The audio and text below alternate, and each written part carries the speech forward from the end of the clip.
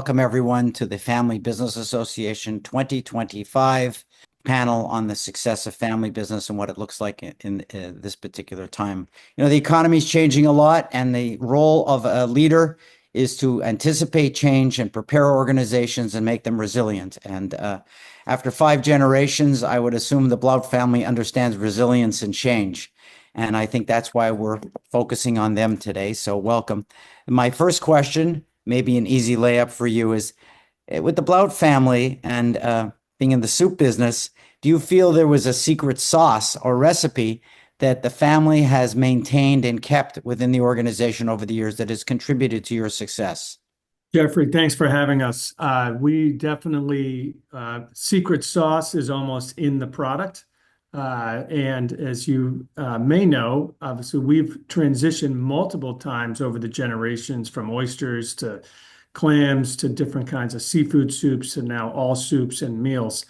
And really, the core common theme of all those things is quality as well as personal attention. And that's one of the secret sauces that we're really focused on, is making sure that we put some personality into the product and not just look at numbers, but also taste products, be personally involved with the creation of new recipes. And really things that Stephen and I do almost every day is make sure that we're listening to customers and actually tasting some of the product ourselves, to always make sure that regardless of what we're told, that we can trust but verify. Very nice. Stephen, is there anything you wanted to add to that?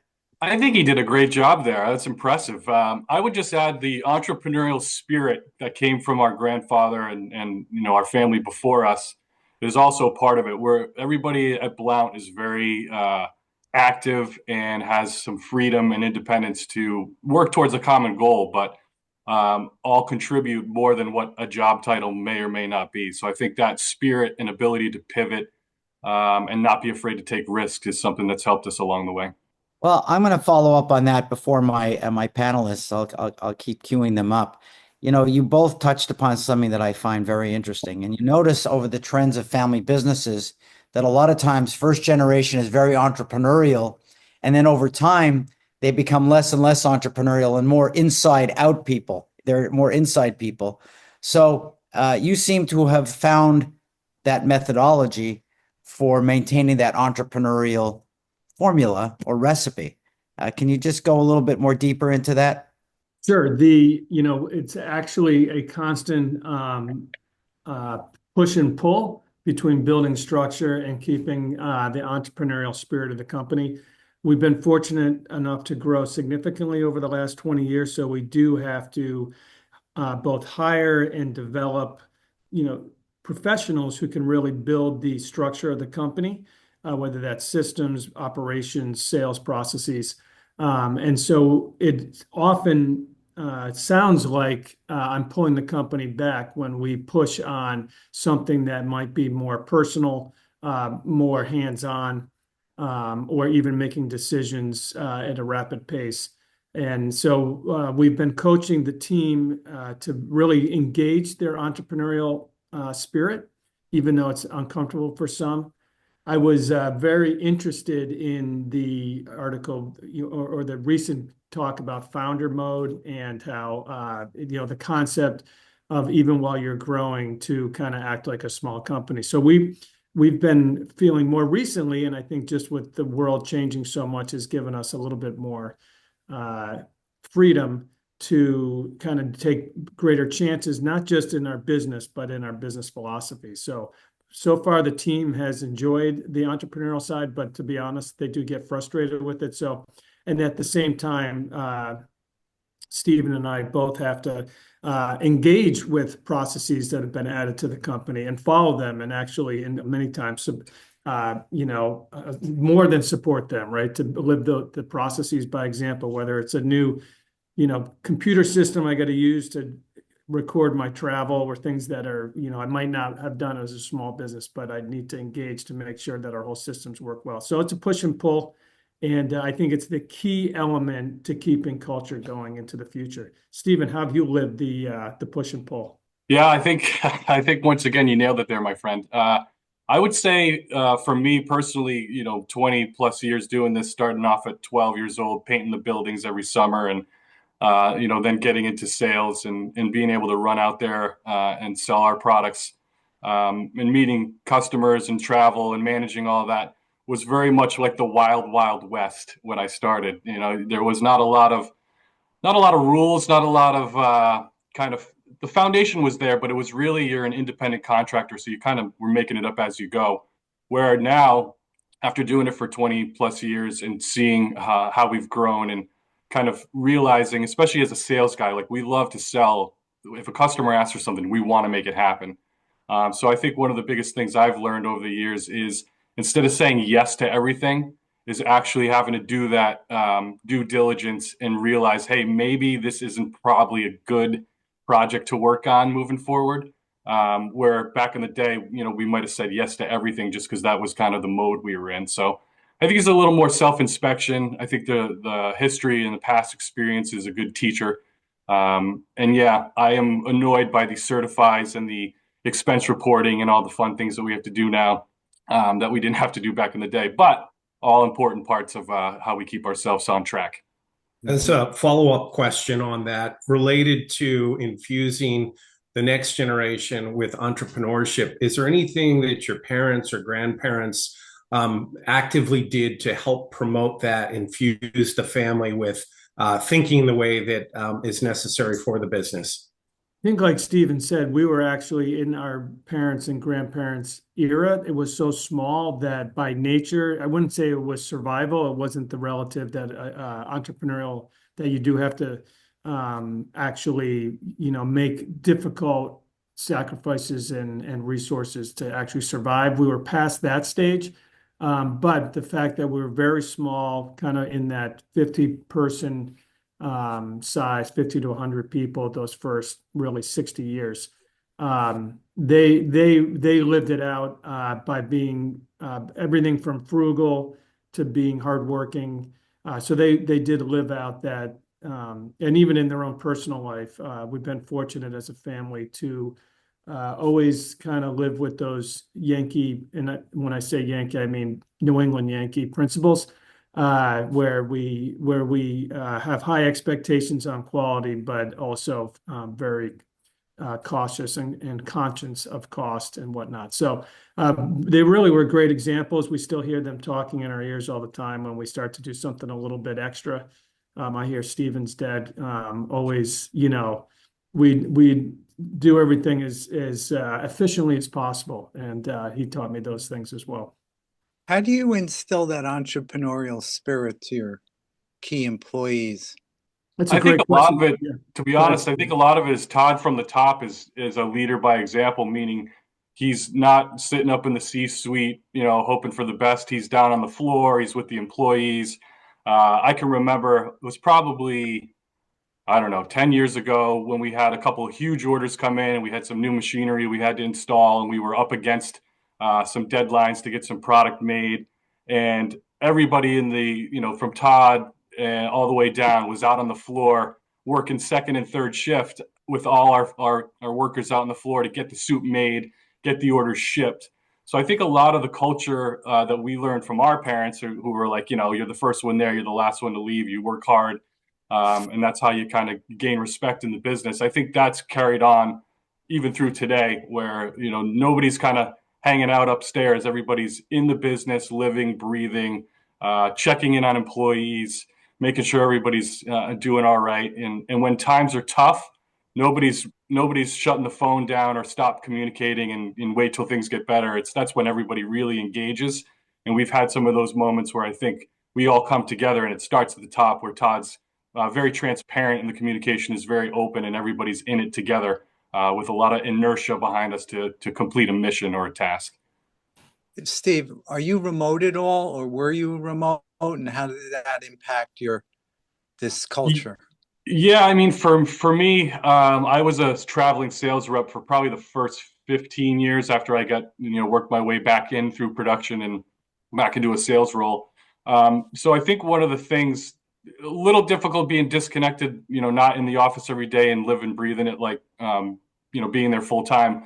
But we had a lot of communication, and And I think my advantage of being a family member is I have access to Todd. I'm calling him, every day and checking in. And so I think that helped me. I know a lot of our sales reps can sometimes feel disconnected, but we've done a great job over the years of putting on more sales meetings, doing a lot more call-ins.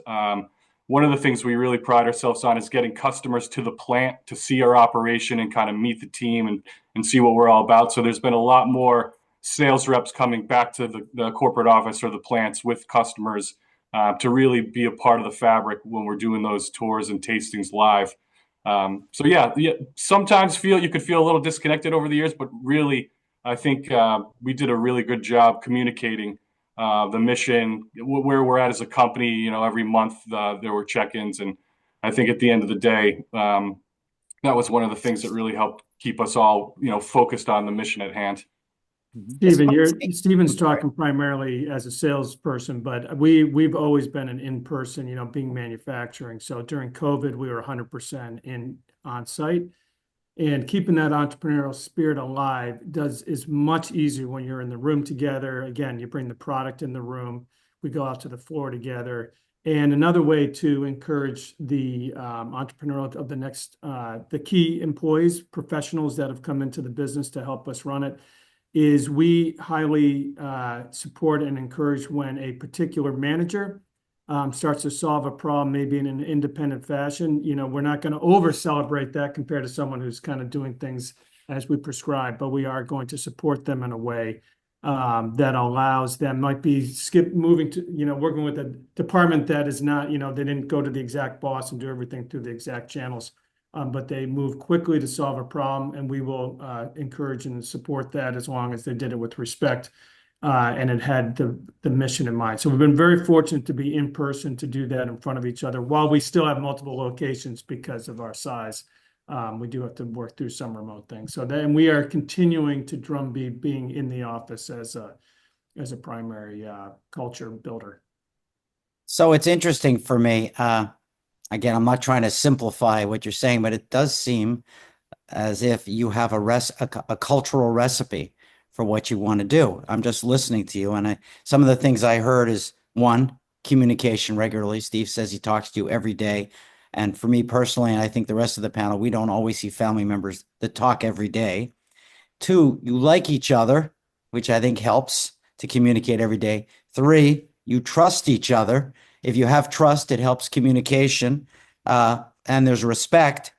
And what that ends up being is an entrepreneurial culture that seems to be in your formula. And I'm wondering, Todd, do you work hard always trying to just focus in on that recipe and making sure you don't lose it just like the other recipes? It's a great question. We actually were doing that subconsciously for, I guess, 75 years. The last 5 years, particularly, again, through some separation of communication and size and growth and challenges, we actually have identified really a lot of things you just mentioned, including leading by example and humility. So we have small offices, we park in the back, we have open door policy, creating that, and we stay as flat as we can, although we need structure. We've actually identified that recipe. We've written those things down. You can't teach culture in that way, but the more you remind yourself that it's important every time you start to remove one of those steps, just by accident, lifestyle, change in business situation, we remind ourselves to know we still need to do it a certain way, even if it takes a little longer, because everybody's watching all the time. And lastly, by nature, there's just more turnover than there was 10 years ago, 20 years ago, even at the higher levels. So we can't take for granted, everybody was there 10 years ago. That's a very small portion of our company. We have to realize that there's still new people coming into the business every week, and we have to kind of show that example from the beginning. That recipe that you're talking about, was that something that you two created, or has that been part of the history of the company that you learned from, the previous generations who are running it? It's a culmination of multiple management styles, right? So our head of sales, Bob Sewell, carried a lot of that entrepreneurial culture, as well as our dads really all had that same that same culture. So it's what I love about it is it's no one person's personality. And I even have to like bring myself down every once in a while to make sure that there can be another voice in the room. I'll try and let Stephen talk a little bit today. But Appreciate it. that being said, it's really a mix. And because it was a mix, as those personality changes, it was moving. And that's when we actually wrote down the culture. And then we also have a few other family members and staff members who while they're really in an engagement role, helping like particular hourly employees feel loved, they're also kind of reminding us and highlighting the issues regarding culture, particularly if they start to drop off. If someone on the floor says, Todd, I haven't seen you in a while, like that's just going to go right to the heart. I'm like, oh no. Either I didn't go to that area where I haven't been out there in 2 weeks, and that means it meant something, and it also means there's new employees who've never even seen me. They don't even know who I am. So we do use a lot of new technology. We do more video texting, but there are also a lot of soft things that we can add, like just even colors of the walls that are attached to our values, things like that. So how many Blount family members are in the business now? We have between 6 and 8, depending. We have some part-time employees. It's primarily our cousins group, and I have 2 siblings in the business and cousins, 3 cousins, and so we're kind of all in that same gen.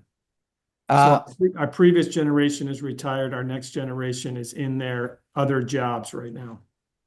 And do you make it easy for family members to enter the business? Do you have a structure or rules around that as well? Yeah. So right now we have our rule for a new employee, meaning someone younger in their career, is 3 years working on the outside. But we also need them to be hired by somebody. So ideally they're not, and our rule is that they do not work for another family member. So I might take, and we haven't needed to do this, quite frankly, Jeffrey, in a while, but it's going to start happening as my kids are in their 20s.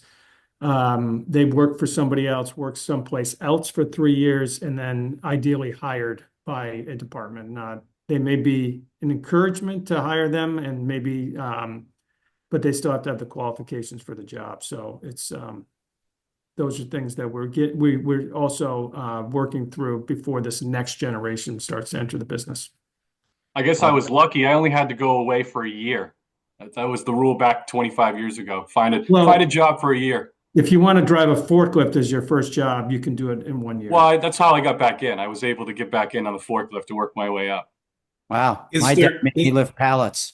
Yeah, well, he was lifting pallets. He just had hydraulics to help him. Lucky you. I was a little guy. We're going to turn this segment over to our producer, Jillian King. And Jillian? Thank you, Jeffrey. That wraps up part 1 of this spring 2025 edition of the FBA Family Business Panel Discussion. Thank you to all our listeners and viewers who have tuned in for this first segment on Radio Entrepreneurs. Be sure to check out parts 2 and 3 of this discussion to hear more, and click subscribe just below the video if you're on YouTube, or follow if you're listening on one of our podcast platforms to stay up to date on all our postings as they go live. If you're a fan of our videos, please be sure to like, comment, share, subscribe, and press the bell button. It helps immensely. Radio Entrepreneurs is also active on LinkedIn, so be sure to follow our page there as well for more business advice and discussions. Until next time, goodbye and thanks for listening. We'll be back with more stories on Radio Entrepreneurs.